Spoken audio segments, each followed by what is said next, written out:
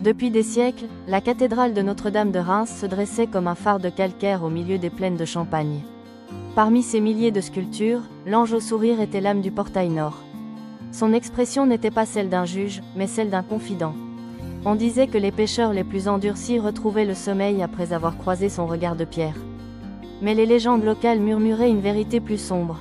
Le sculpteur, un homme dont le nom s'est perdu dans les replis du Moyen-Âge, n'avait pas utilisé que son ciseau pour donner vie à l'ange.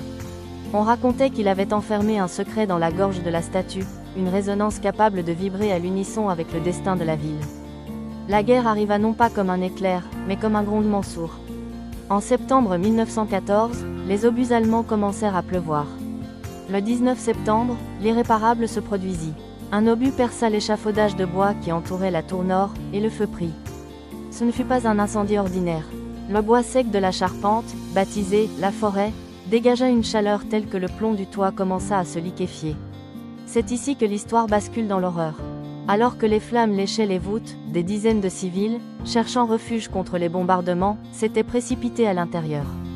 Ils pensaient que Dieu les protégerait. Ils ne virent pas le danger venir d'en haut. Le plomb fondu, d'un bleu électrique et terrifiant, commença à pleuvoir à travers les fissures de la voûte. On raconte que ceux qui étaient là n'eurent pas le temps de crier. Le métal liquide, lourd et brûlant, les enveloppa comme un linceul éternel. En quelques secondes, ils furent transformés en statues de métal, soudées à jamais au sol de la nef. Le matin venu, les sauveteurs ne trouvèrent que des surfaces lisses et froides là où des familles entières s'étaient tenues. L'isme de l'incendie qu'un éclat d'obus frappa l'ange au sourire. La décapitation fut nette. La tête de calcaire roula sur le parvis embrasé. C'est à cet instant précis que les habitants de Reims, terrés dans leur cave, entendirent ce son que personne n'a pu oublier. Certains disent que c'était l'ange, libéré de sa prison de pierre, qui se moquait de la folie des hommes.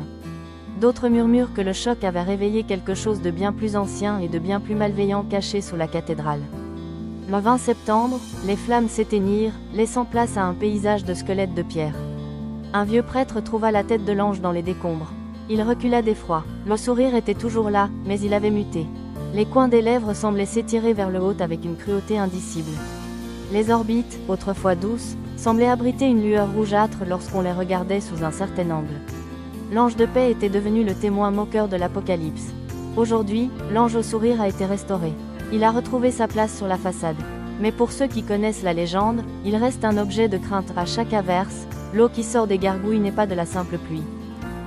C'est l'âme des disparus du plomb bleu qui cherche à s'échapper des murs.